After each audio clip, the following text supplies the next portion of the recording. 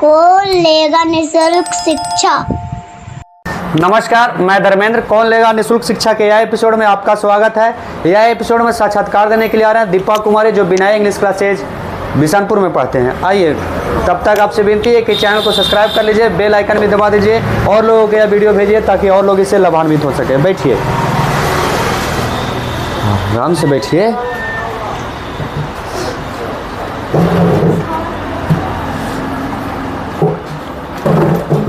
कहाँ घर है आपका?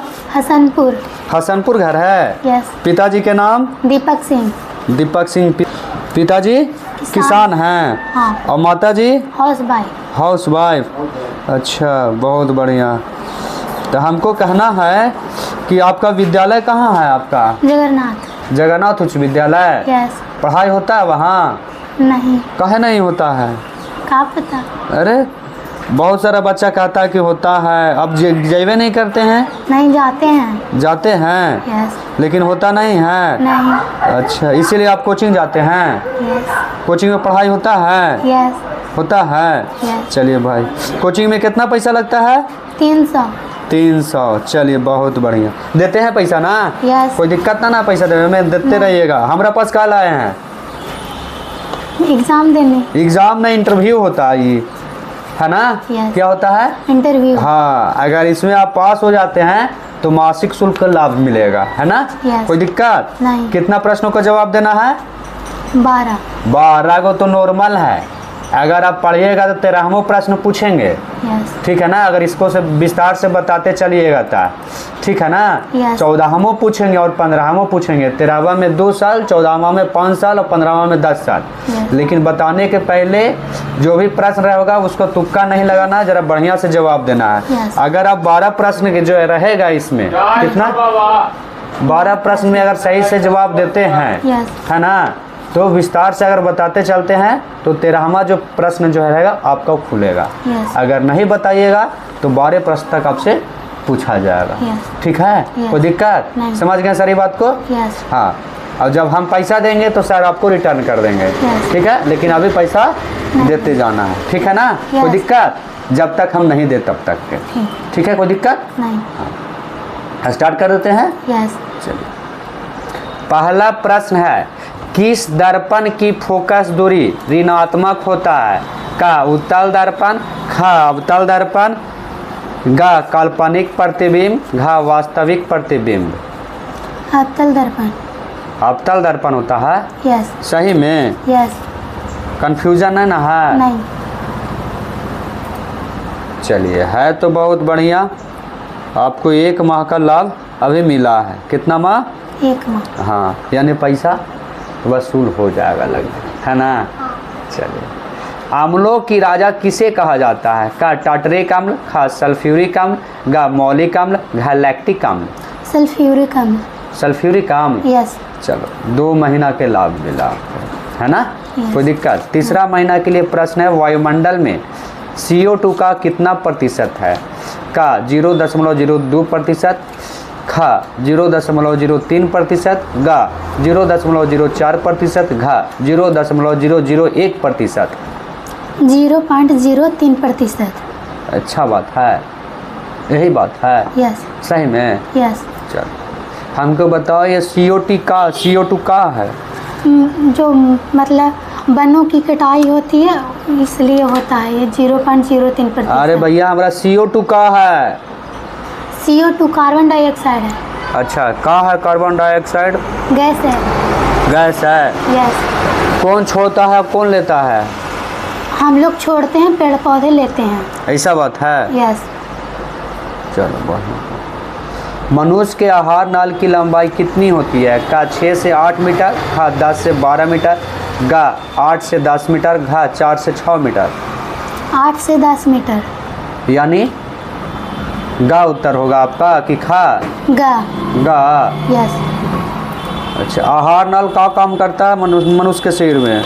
आहार नल में भोजन मनुष्य के शरीर में ही काम करता है कि और प्राणी के शरीर में? मनुष्य के शरीर में। मनुष्य के शरीर में क्या काम करता है ये? भोजन को पचाने का कार्य। पचाने का काम है? कौन बोला? हैं? कौन बोला?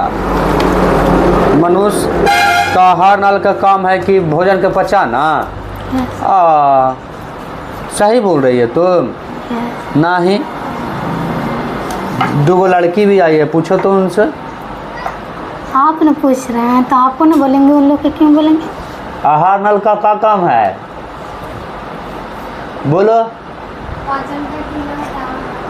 आहार नल में सही बोल रही थी ताई। अंतर्राष्ट्रीय महिला दिवस किस तिथि को मनाया जाता है? का 7 मार्च, खा 8 मार्च, गा 9 मार्च, घा 10 मार्च। 8 मार्च। चलिए बहुत बढ़िया। निम्न में से कौन प्राथमिक क्षेत्र से संबंधित है? का सेवा क्षेत्र, खा औद्योगिक क्षेत्र, गा कृषि क्षेत्र, घा इनमें से कोई नहीं। कृषि क्षेत्र। चलो बहुत। कृषि क्षेत्र क्या है, इसमें का विशेषता? कृषि किसान जो खेती करते हैं उसे कृषि क्षेत्र कहते हैं। ऐसा बात है। यस। और कुछ नहीं आता इसमें? मतलब कृषि में जो धान, गेहूँ, मक्का, ये सब जो। धान कौन सा फसल है? रबी है, खरीफ है, गर्मा है? धान। हाँ, खरीफ फसल। अच्छा। टीपू सुल्तान कहाँ के शासक था? का शिमला, खा कश्मीर, गा मैसूर, घा इनमें से कोई नहीं। मैसूर। मैसूर। यस। और कुछ कहते थे टीपू सुल्तान को? उपनाम इनका कुछ भी था? इनके बारे में पढ़े हैं? बोलिए, पढ़े हैं जरा हमारा? नहीं पढ़े हैं तो कहाँ से प्रश्न दे दिए? हम तो बोले थे कि वही दीजिएगा जो आप पढ़े हैं। मैं मतलब बुक है ना, उसमें से हम याद किए हैं। कहाँ याद किए हैं? टीपू सुल्तान कहाँ के शासक? बस यही याद किए, खाली ऑब्जेक्टिव और कुछ नहीं हैं? कैसे काम चलेगा? अब बताइए इनके बारे में थोड़ा सा हमको। कहाँ शासक थे, नहीं शासक थे, नहीं जानते हैं इनके बारे में। पढ़ाया गया है ना? पढ़ाया गया है ना? यस। तो काहे नहीं याद किए हैं? पढ़ना चाहिए आपको। -1 हो रहा है, यानी 15वां प्रश्न आपका कटपुट हो गया, नहीं पूछा जाएगा 15वां। सिलिकॉन शहर के नाम से कौन शहर प्रसिद्ध है? उनको टीपू को सुल्तान मैसूर का शेर भी कहा जाता था। मैसूर का शेर टीपू सुल्तान। ठीक है ना?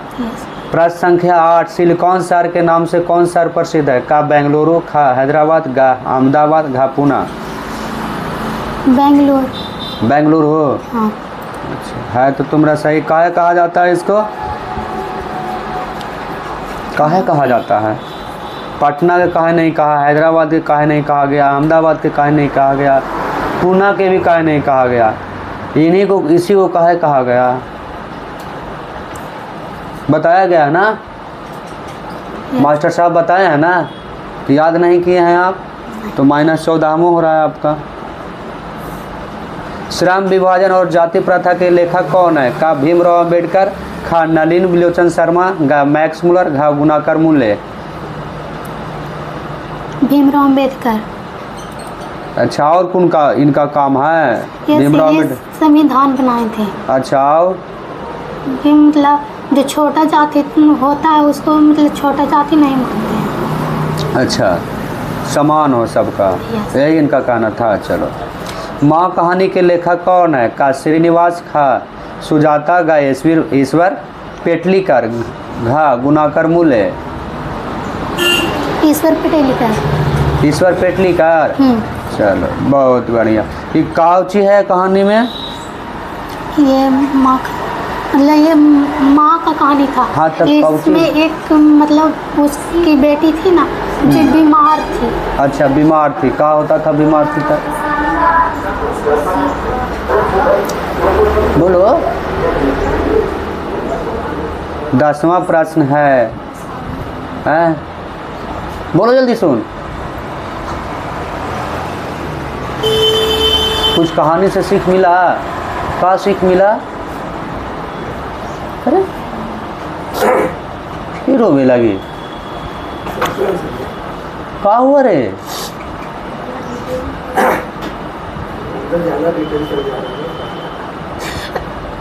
क्या हुआ? अरे हम कुछ मार रहे हैं ता? चुप हो चुप हो। बोलो आप। इसमें जो माँ पानी है ना, वो इसमें इसकी बेटी का नाम मंगू था। हाँ। वो मतलब बहुत कस की बीमार थी। इसकी हाँ। बेटी को मेनिंजाइटिस हुआ था। अच्छा, ऐसा बात है। यस। तेल कौन सी संज्ञा है? का भाववाचक संज्ञा, का द्रव्यवाचक संज्ञा, का जातिवाचक संज्ञा, घा इनमें से कोई नहीं है। द्रववाचक संज्ञा। द्रव्यवाचक संज्ञा। यस। अच्छा, द्रव्यवाचक संज्ञा क्या है? मतलब इसमें जो द्रववाचक है ना, इसमें खाने पीने। द्रव्यवाचक संज्ञा किसे कहते हैं?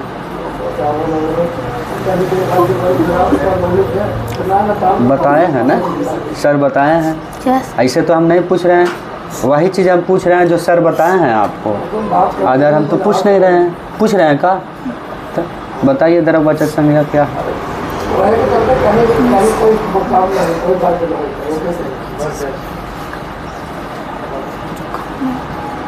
वैसे संज्ञा जिसमें खाने वाली चीज़ के बारे में वर्णन करते हैं, जैसे तेल हो गया, समोसा हो गया, ये सब द्रव्यवाचक संज्ञा है।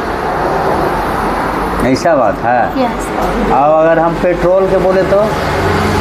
मतलब ये पानी है ना, पानी के जैसा है ना। अरे ये तुम्हारा डिफिनेशन नहीं हुआ सही। जो खाने पीने का जो है वही है द्रव्यवाचक संज्ञा। और मतलब जैसे पेट्रोल हो गया तो नहीं हुआ, वो भी द्रव्यवाचक संज्ञा है। पेट्रोलियम है। बताए हैं ना सर आपको? गलती कर रहे हैं आप, समझें? यस। गलती कर रहे हैं। द्रव्यवाचक संज्ञा इसे नहीं कहते हैं जिसमें तरलता का बोध हो। द्रव मतलब पानी उनी का तरलता का जो बोध हो गया वो द्रव्यवाचक संज्ञा हो गया, खाने पीना से संबंधित नहीं हो गया। तो हम ऐसे ही पढ़े थे कि जो खाने वाला कुछ हाँ, पेट्रोल को खाएंगे, पेट्रोल है द्रव्यवाचक संज्ञा। बताओ तो पेट्रोल है द्रव्यवाचक संज्ञा, खाएंगे हम उसको? नहीं खाएंगे, तब फिर कैसे हो गया?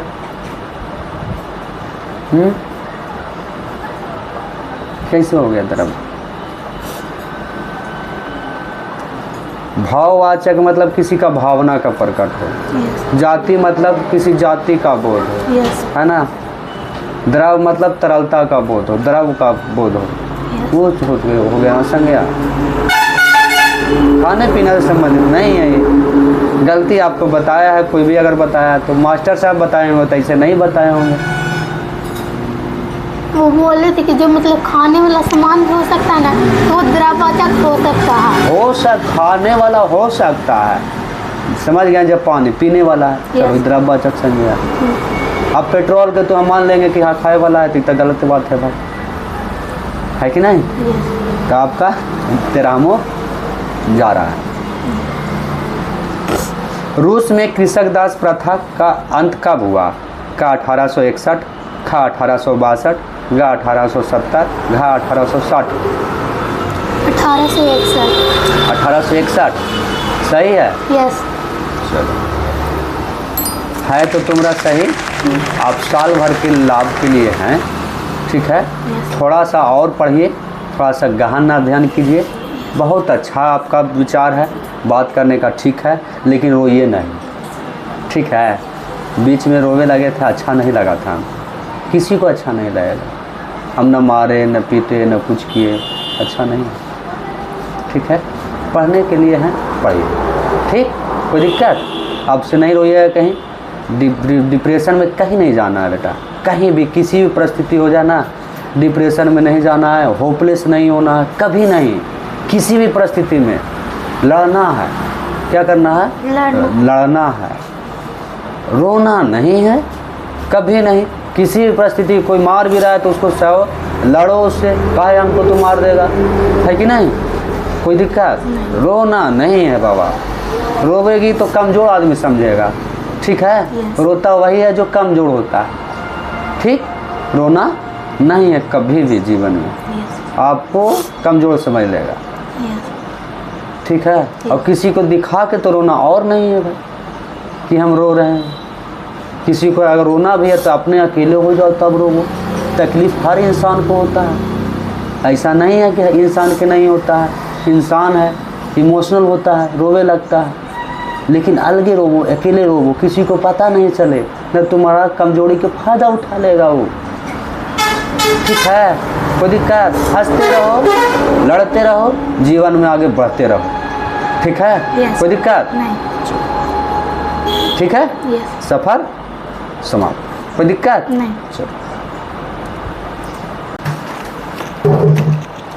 आ जाइए सर। उठ जा सर। हाँ हाँ उठ जाइए, आ जाइए सर, अभी आ जाइए सर।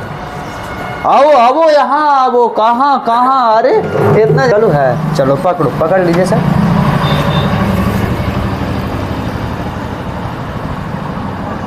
हो गया, चलो जाओ, ठीक है। अरे पापा के लोगों को, हमको मत लगो।